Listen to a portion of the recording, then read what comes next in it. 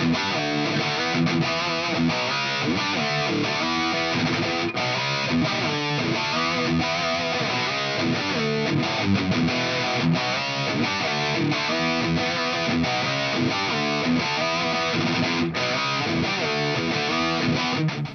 hello everyone, Jack here from Peach Guitars. What I want to do today is talk you through and show you some guitars that you may not have seen from us before. But before I do that, I just want to remind you to please like this video and to make sure that you subscribe to the channel if you haven't done so already. Now, exactly what I mean by that rather cryptic opening is that I want to show you some guitars that I don't often get to show you, because usually we focus a lot on the more classic side of things. We don't delve too deeply into the modern world. And it's just not really something that a lot of the players that shop with us seem to gravitate towards. But it is actually something that we tend to get quite a lot of questions about. So rather than just brush over this subject, I wanted to try and address it and pick out a few guitars that I think best represent the best that the modern school of thought and guitar design have to offer. I want to start with this guitar that I'm holding, which is a Gibson Les Paul Modern, part of the Modern series.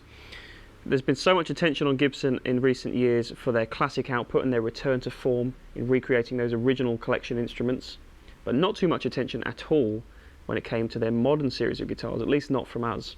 And this guitar kind of best represents exactly what I'm talking about here when it comes to just applying some more modern schools of thought to guitar design in general. What you find with this is they've taken the tried and true Les Paul formula and they've just applied a few different features to it that players are often looking for if they want more of a high performance guitar. I'm going to use the term high performance here because modern sometimes sounds a little bit derogatory, or perhaps like there's some compromise on the tone of an instrument. That's not the case with any of these. What they've really been designed to do is give you the maximum level of performance in terms of the way they feel and the way they sound. So, to that end, this Les Paul has obviously got a rather striking sparkling finish, which definitely puts it in the more modern school of thought. But then you've got some clever electronic stuff going on this guitar as well. You've got hotter humbucking pickups. You've got 4 push-pull controls here, which will split the coils on each humbucking pickup. It will also give you phase reversal so that you can go to that in-between sound and get some reverse phase tones. And you've also got a blower switch, which will just route the bridge pickup straight to the output. So a very modern wiring setup, but very usable. And hopefully, as you're going to hear in the clip in this video, it allows you to cover a lot of different sonic ground very quickly. You've also got a slightly slimmer neck profile that's a little bit wider and flatter on the back than a traditional 50s or 60s neck profile from Gibson. And you've got Grover locking tuners as well. So all in all, quite a few significant changes to this guitar that just push it more into the school of high performance. And that's only a good thing, I think, to some kinds of playing. You know, you don't necessarily have to drag with you all this weight of the kind of vintage school of thinking sometimes. It just doesn't pay to do that. So the rest of the guitars that I'm going to show you in this video, I'm not going to spend too long talking about them individually, but I just wanted to kind of get across what I think their identity provides in this kind of format. So each brand that I've got here, I've got 7 different guitars from 7 different manufacturers, and they each tackle this in a different way. Now I'm sure that a lot of you watching will already be aware of these brands and the kind of instruments that they produce, and in some cases how they actually feel and respond to you as a player. But if you haven't had the fortune to try any of these before, hopefully this video will just serve as a bit of an overview. It will show you what they're capable of. I have gone for the typical kind of higher gain tone as well as some ambient clean tones, but they're all much more capable than just those kind of things. If you want to find out more about each of these guitars, check out the individual web listings. They'll be linked in the description box below, and you can check out the full listing videos that I've filmed for every one of these guitars to hear the full range of tones that they're capable of. Today is just about an overview. As I said, I'm not going to spend too much time talking about each of the individual guitars here, but it's just worth knowing that generally on paper they all carry a similar kind of spec. On most of these instruments you've got locking tremolo systems, which is very useful if you want to actually have some tuning stability when you want to kind of abuse your tremolo a little bit more.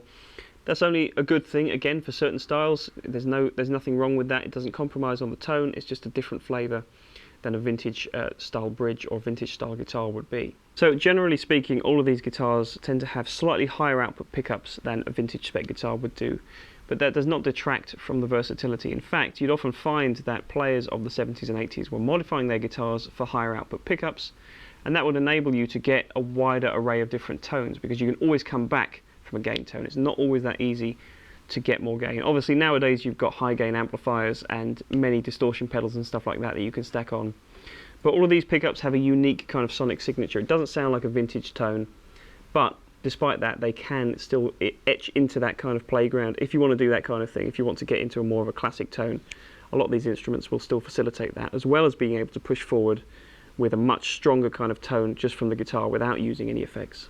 So for context today, I'm running all these guitars through an orange Rock Reverb 100. That's providing all the gain. I am using a Sheba drive reloaded from Suhr just as a clean boost into the gain channel to tighten it up a little bit.